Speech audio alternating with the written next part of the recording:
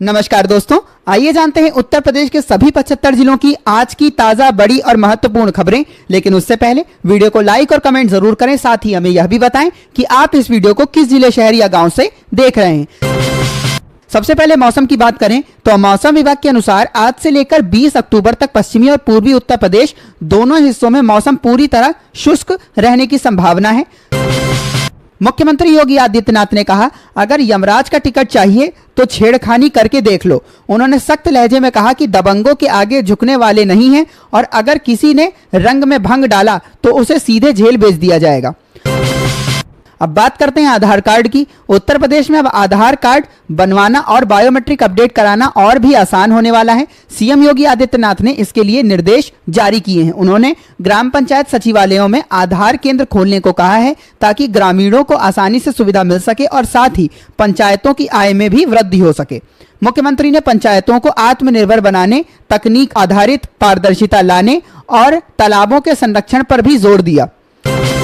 दिवाली से पहले राज्य कर्मचारियों के लिए खुशखबरी। योगी सरकार ने वित्त वर्ष 2024 से 25 के लिए 14.82 लाख कर्मचारियों को बोनस देने का फैसला लिया है। प्रत्येक पात्र कर्मचारियों को 7,000 रुपए का लाभ मिलेगा, जिस पर कुल 122 करोड़ का खर्च आएगा। 15 नवंबर से फास्टैग नियमों में बदलाव होने जा रहे हैं। बिना वैध फास्टैग के टोल प्लाजा पर प्रवेश करने वाले वाहनों को अब नगद भुगतान पर दोगुना शुल्क देना होगा। हालांकि अगर भुगतान यूपीआई से किया जाता है तो सिर्फ 1.25 गुना शुल्क लगेगा। सरकार का उद्देश्य डिजिटल भुगतान को बढ़ावा देना है। किसान भाइयों के लिए महत्वपूर्ण सूचना। प्रधानमंत्री किसान सम्मान निधि योजना की 21वीं किश्त पाने के लिए जल्द से जल्द ई-केवाईसी कराना जरूरी है।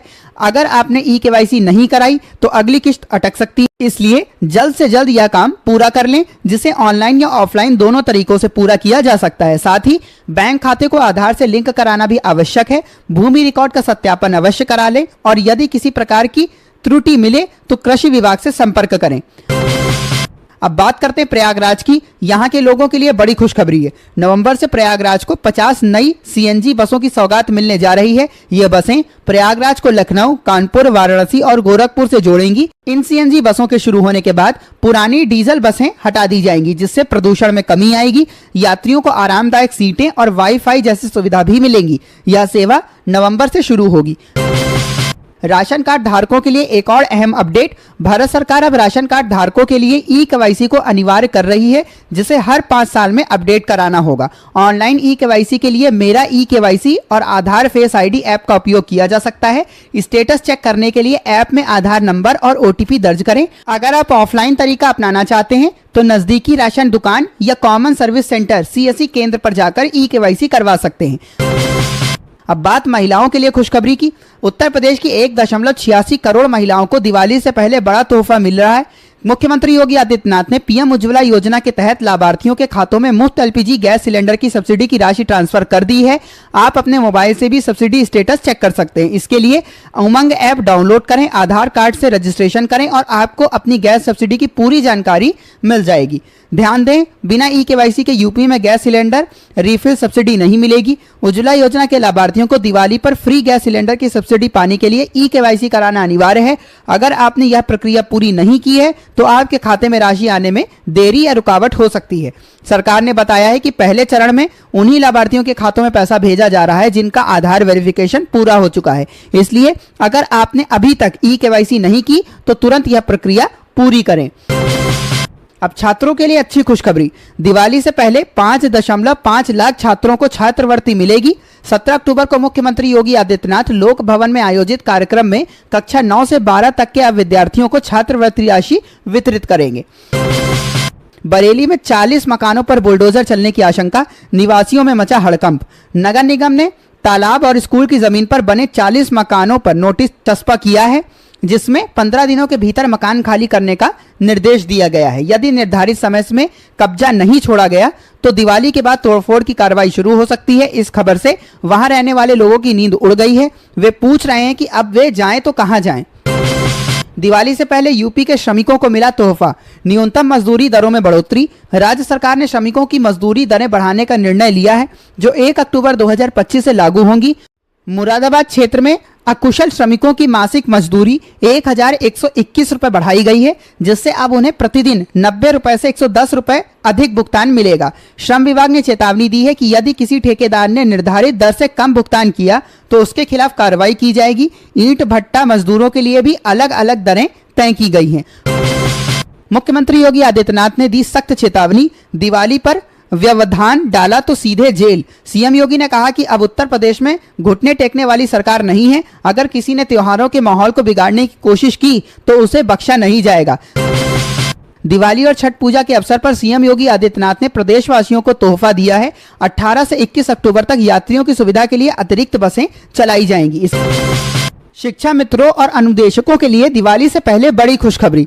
करीब 1.48 लाख शिक्षा मित्रों और 23,000 अनुदेशकों को मानदेय मिलने की संभावना है। सीएम योगी आदित्यनाथ के निर्देश पर इसका आदेश जारी कर दिया गया है। सभी जिलों के बेसिक शिक्षा अधिकारियों को सूचित किया गया है कि 129 करोड़ 33 लाख 20 हजार रुपए की राशि जारी की जा चुकी है। दिवाली से पहले उत्तर प्रदेश की जनता को बिजली के दामों में भारी बढ़ोतरी का सामना करना पड़ सकता है। बिजली कनेक्शन के शुल्क में 6 गुना तक वृद्धि की गई है, जिसे जनता के लिए 440 वोल्ट का झटका कहा जा रहा है। 7.37 करोड़ पीएफ खाता धारकों के लिए भी अच्छी खबर है।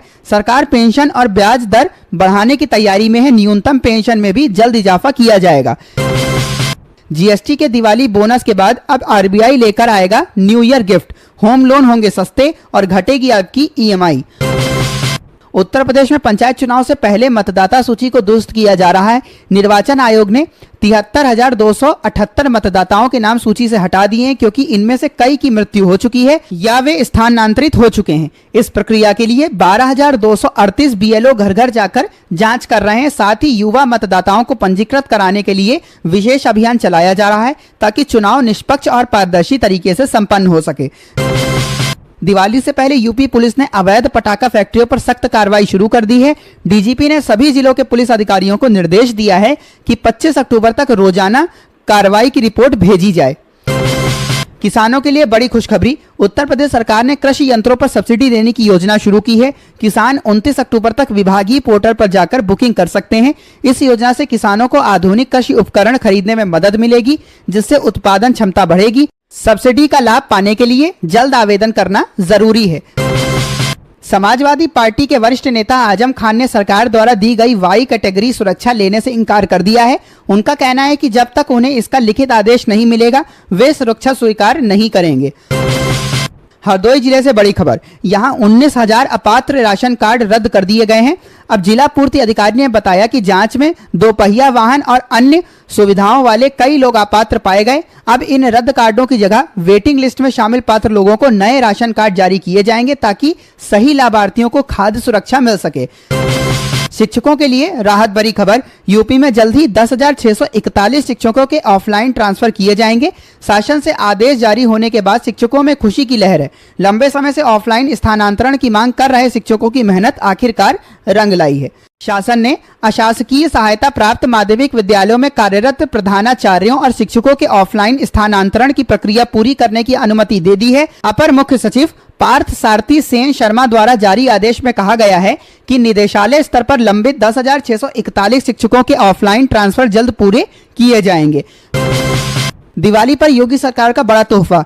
उत्तर प्रदेश में लगभग 1.25 करोड़ लोगों को खाद्य सुरक्षा योजना का लाभ मिलेगा। मुफ्त राशन वितरण से गरीब परिवारों को त्योहार के दौरान बड़ी राहत मिलेगी। यह पहल सरकार के गरीबों के प्रति संवेदनशीलता को दर्शाती है और सुनिश्चित करती है कि प्रदेश में कोई भी व्यक्ति भूखा ना रहे। सूर्यघर मुफ्त बिजली योजना के तहत अब स्मार्ट मीटर अनिवार्य नहीं रहेगा। नवीन और नवीनीकरणीय ऊर्जा मंत्रालय ने कर्मचारियों को अपने घरों में सोलर पैनल लगाने के लिए प्रोत्साहित किया है। इस योजना का मुख्य उद्देश्य गरीब और मध्यम वर्ग के परिवारों को मुफ्त बिजली उपलब्ध कराना है, जिसके लिए सरकार पूरी तरह प्रतिबद्ध है। इलेक्ट्रिक वाहनों के लिए नया नियम लागू। अब उत्तर प्रदेश में केवल वही इलेक्ट्रिक वाहन टैक्स और रजिस्ट्रेशन फीस में छूट पाएंगे जो राज्य में निर्मित या असेंबल किए गए हैं। यह नया प्रावधान 14 अक्टूबर 2025 से प्रभावी होगा। सरकार का उद्देश्य राज्य में स्थानीय मैन्युफैक्चरिंग को बढ़ावा देना है, ताकि यूपी भविष्य में भारत का एक प्रमुख ईवी मैन्युफैक्चरिंग हब बन सके। रेलवे का बड़ा निर्णय। भारतीय रेलवे ने सेवानिवृत्त कर्मचारियों को दोबारा नियुक्त देने का फैसला किया है। रेलवे में 444 पदों पर अनुबंध के आधार पर अनुभवी कर्मियों को नियुक्ति की जाएगी। इस कदम का उद्देश्य अनुभवी कर्मचारियों की सेवाओं का उपयोग कर रेलवे की दक्षता बढ़ाना है। भर्ती प्रक्रिया जल्द ही रेलवे भर्ती बोर्ड द्वारा शुरू की जाएगी। योगी सरकार राज्य में भूमि खरीद बिक्री को आसान बनाने जा रही है। इसके लिए सर्किल रेट से संबंधित नया शासनादेश जल्द जारी किया जाएगा, जिससे संपत्ति लेन देन की प्रक्रिया और अधिक पारदर्शी और सरल हो सकेगी। उत्तर प्रदेश की योगी सरकार अब जमीन खरीद बिक्री की प्रक्रिया को आसान बनाने जा रही है। सर्किल रेट को लेकर नया शासनादेश जल्द जारी किया जाएगा। इसके साथ ही अब लोग प्लॉट बुक करके खुद अपनी जमीन की रजिस्ट्री करा सकेंगे। इसके लिए किसी मध्यस्थ या वकील की आवश्यकता नहीं होगी। यह कदम पारदर्शिता बढ़ाने और आम लोगों को सीधे लाभ पहुंचाने के उद्देश्य से उठाया गया है। मुख्यमंत्री योगी आदित्यनाथ ने एक और बड़ा ऐलान किया है। अब हर ग्राम पंचायत में खेल का मैदान और हर ब्लॉक में मिनी स्टेडियम बनाया जाएगा। सीएम योगी ने युवक और महिला मंगल दलों को खेल सामग्री वितरित की और विधायकों व सांसदों द्वारा आयोजित खेलकूद प्रतियोगिताओं का शुभारंभ किया। उन्होंने बताया कि युवा साथी पोर्टल के माध्यम से युवाओं को विभिन्न सरकारी योजनाओं की जानकारी दी जा रही है। साथ ही राष्ट्रीय युवा उत्सव के विजेताओं को भी सम्मानित किया गया। दिवाली से पहले यूपी सरकार का एक और बड़ा फैसला, अब राज्य के सभी 75 जिलों में नए पर्यटन स्थल विकसित किए जाएंगे, जिससे स्थानीय रोजगार और पर्यटन को बढ़ावा मिलेगा। टीईटी अनिवार्यता के विरोध में देश भर के शिक्षक अपनी ताकत दिखाने की तैयारी में है। शिक्षक संगठन 24 नवंबर 2025 को दिल्ली कूच करेंगे। इस महीने सोने के दाम रिकॉर्ड ऊंचाई पर पहुंच गए हैं। 10 ग्राम 24 कैरेट सोना 562 रुपए महंगा होकर 1,26,714 रुपए के ऑल टाइम हाई स्तर पर पहुंच गया। वहीं कल इसका भाव 1,26,152 रुपए था। पिछले 15 दिनों में सोना 10,000 रुपए से अधिक महंगा हुआ है, यानी औसतन हर दिन 700 रुपए की बढ़ोतरी हुई। दूसरी ओर चांदी 4,100 रुपए सस्ती होकर 1,74,000 रुपए प्रति किलोग्राम पर आ गई है। हालांकि इस महीने पहले इसकी कीमत 1,78,100 रुपए तक पहुंच गई थी। विशेषज्ञों का कहना है कि त्योहारी सीजन, औद्योगिक मांग में वृद्धि और वैश्विक आपूर्ति की कमी के कारण कीमती धातुओं की कीमतों में लगातार उतार चढ़ाव देखने को मिल रहा है। रामपुर से राजनीतिक खबर, इलाहाबाद हाई कोर्ट ने समाजवादी पार्टी के सांसद मोहबुल्ला नदवी को आदेश दिया है कि वे अपनी चौथी पत्नी रुमाना नदवी को अंतरिम रूप से 30,000 रुपए मासिक गुजारा भत्ता प्रदान करें। यह आदेश पारिवारिक विवाद के एक मामले में दिया गया है। स्वास्थ्य क्षेत्र की बात करें तो उत्तर प्रदेश के सरकारी अस्पतालों में 5,000 डॉक्टरों की कमी पाई गई है। इस पर लखनऊ हाई कोर्ट ने राज्य सरकार से जिलावार रिपोर्ट मांगी है। अदालत ने कहा है कि मामले की अगली सुनवाई 2 महीने बाद होगी। किसान भाइयों के लिए बड़ी खुशखबरी, पीएम किसान सम्मान निधि योजना की अगली किस्त जल्द जारी हो सकती है। प्रधानमंत्री किसान सम्मान निधि योजना के तहत किसानों को मिलने वाली 21वीं किस्त का इंतजार अब लगभग खत्म होने वाला है। हालांकि सरकार की ओर से अभी तक कोई आधिकारिक घोषणा नहीं की गई है, लेकिन मीडिया रिपोर्टर्स के मुताबिक दिवाली से पहले किसानों के खातों में 2,000 रुपए की राशि ट्रांसफर की जा सकती है।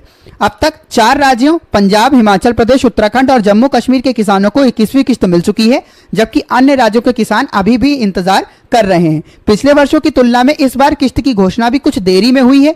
चूंकि दिवाली 21 अक्टूबर को है, इसलिए उम्मीद है कि सरकार 20 अक्टूबर तक किसानों के खातों में 20,000 रुपए की राशि भेज सकती है। किसान भाइयों को ध्यान रखना होगा कि उन्होंने सरकार की सभी आवश्यक गाइडलाइंस का पालन किया हो, अन्यथा वे अगली किस्त से वंचित रह सकते हैं। इसमें शामिल है ई-केवाईसी और भूमि सत्यापन कराना अनिवार्य होगा। बैंक खाता आधार से लिंक होना चाहिए और IFSC कोड सही दर्ज होना चाहिए। आवेदन में दी गई सभी जानकारी सही और पूर्ण होनी चाहिए।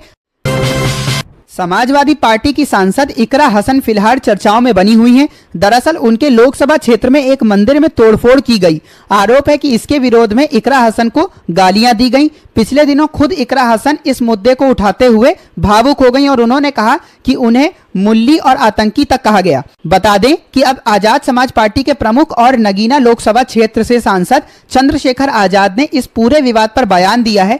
चंद्रशेखर आजाद इकरा हसन के समर्थन में आ गए हैं। नगीना सांसद ने इकरा हसन को अपनी छोटी बहन बताया है और कहा कि उनके खिलाफ की गई बयानबाजी गलत है। मेरठ में मीडिया से बात करते हुए नगीना सांसद और भीम आर्मी चीफ चंद्रशेखर आजाद ने इस पूरे विवाद पर कहा, किसी भी महिला या बहन बेटी के लिए इस तरह की भाषा का इस्तेमाल अस्वीकार्य है। उन्होंने आगे कहा कि धार्मिक आधार पर अपमानजनक शब्दों का प्रयोग समाज में गलत संदेश देता है। भीम आर्मी चीफ ने कहा, इकरा ही नहीं किसी भी बहन या बेटी के सम्मान को ठोस नहीं पहुंचनी चाहिए। जो माहौल बनाया जा रहा है वह चिंता का विषय है। दिवाली और छठ त्योहारों के मद्देनजर रेल यात्रियों की भारी भीड़ को व्यवस्थित करने के लिए नॉर्दर्न रेलवे ने कमर कस ली है। यात्रियों की सुविधा, सुरक्षा और भीड़ नियंत्रण के लिए रेलवे ने एक व्यापक एक्शन प्लान लागू किया है। इसके तहत 28 अक्टूबर 2025 तक दिल्ली क्षेत्र के 5 प्रमुख स्टेशनों पर प्लेटफॉर्म टिकट की बिक्री अस्थायी रूप से बंद रहेगी।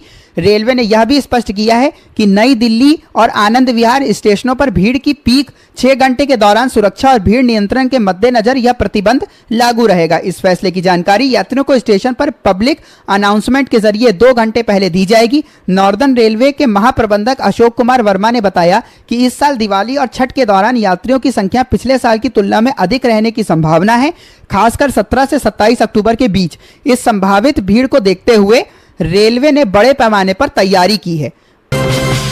बिहार विधानसभा चुनाव में भाजपा पूरी ताकत लगा रही है। भाजपा नीति एनडीए और विपक्षी गठबंधन के बीच कड़ा मुकाबला बना हुआ है। बिहार विधानसभा चुनाव में मुख्यमंत्री योगी आदित्यनाथ स्टार प्रचारक के तौर पर भाजपा नीति एनडीए के लिए चुनाव प्रचार करते हुए भी नजर आएंगे। बता दें कि गुरुवार के दिन यूपी सीएम योगी आदित्यनाथ बिहार में जनसभा को संबोधित करने जा रहे हैं। बिहार की सहरसा विधानसभा सीट से भाजपा ने आलोक रंजन को अपना उम्मीदवार बनाया है। भाजपा ने चौथी बार टिकट देकर आलोक रंजन पर भरोसा जताया है। गुरुवार के दिन आलोक रंजन अपना नामांकन भरेंगे। बता दें कि इस दौरान एक विशाल जनसभा भी आयोजित की जाएगी, जिसमें उत्तर प्रदेश के मुख्यमंत्री योगी आदित्यनाथ भी शामिल होंगे। मिली जानकारी के मुताबिक सहरसा के पटेल मैदान में यह चुनावी जनसभा आयोजित की जाएगी। इसमें भाजपा समेत एनडीए के अन्य दलों के नेता और यूपी सीएम योगी आदित्यनाथ मौजूद रहेंगे। इस दौरान सीएम योगी जनता को संबोधित भी करेंगे। सीएम योगी इस चुनावी जनसभा के मुख्य वक्ता होंगे। भाजपा उम्मीदवार आलोक रंजन ने कहा, इस बार भी राज्य में एनडीए की सरकार बनेगी। उन्होंने विपक्ष पर निशाना साधते हुए कहा, चुनावी मैदान में उनके सामने कोई भी महारथी आ जाए, वह पूरी तरह से तैयार हैं। बिहार एक बार फिर एनडीए की ही सरकार बनाने जा रही है।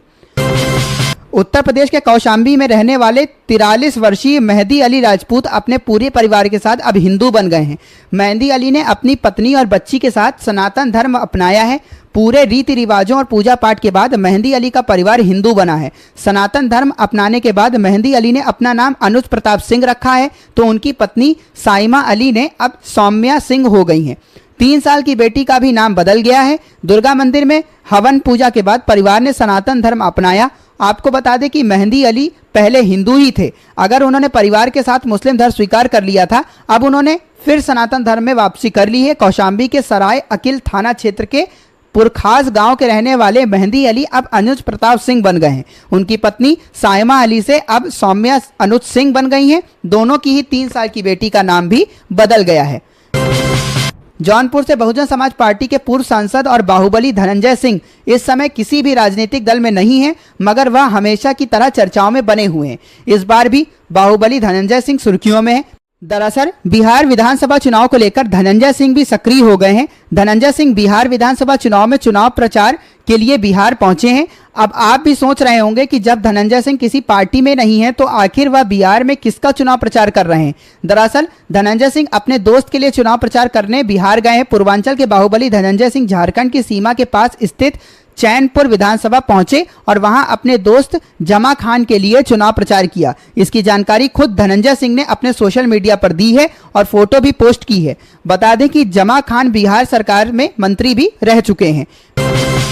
पिछले दिनों बहुजन समाज पार्टी सुप्रीमो और उत्तर प्रदेश के पूर्व मुख्यमंत्री मायावती ने लखनऊ में विशाल महारैली को संबोधित किया था। इस दौरान मायावती ने काशीराम स्मारक स्थल की देखरेख को लेकर उत्तर प्रदेश की योगी आदित्यनाथ सरकार की तारीफ भी की थी और समाजवादी पार्टी को घेरा था। उनका ये बयान काफी चर्चाओं में रहा था। विपक्षी दलों ने इसको लेकर सवाल भी उठाए थे और बसपा भाजपा के बीच साठगांठ का आरोप भी लगाया था। बता दें कि अब इसको लेकर बसपा चीफ मायावती का रिएक्शन सामने आया है। बसपा सुप्रीमो मायावती ने प्रेस विज्ञप्ति जारी की है, जिसमें उन्होंने इस मुद्दे पर भी अपनी बात रखी है। मायावती ने कहा कि काशीराम स्मारक स्थल के रख रखाव के लिए उन्होंने यूपी सरकार से मांग की थी, जिसको यूपी सरकार ने मान लिया था। यह बसपा की राजनीतिक ईमानदारी को दिखाता है, जो सपा और कांग्रेस जैसी पार्टियों को कभी अच्छा नहीं लगेगा। मौसम की बात करें तो उत्तर प्रदेश में सुबह और शाम के समय हल्की ठंड महसूस की जा रही है। पिछले कुछ दिनों से तापमान में लगातार गिरावट दर्ज की जा रही है, जिससे दिन की तुलना में रात अधिक ठंडी हो गई है। हालांकि मंगलवार को पहाड़ी इलाकों में हुई बर्फबारी और ठंडी पछुआ हवाओं का असर कुछ कम हुआ है, जिसके कारण कुछ जिलों में अधिकतम और न्यूनतम तापमान में हल्की गिरावट देखी गई है। मौसम विभाग के अनुसार 17 अक्टूबर से 20 अक्टूबर तक पश्चिमी और पूर्वी उत्तर प्रदेश के अधिकांश इलाकों में मौसम पूरी तरह शुष्क रहने की संभावना है। तो दोस्तों, उत्तर प्रदेश से जुड़ी आज की प्रमुख खबरों में फिलहाल इतना ही। ऐसी ही ताजा और महत्वपूर्ण अपडेट्स के लिए जुड़े रहिए यूपी की न्यूज के साथ।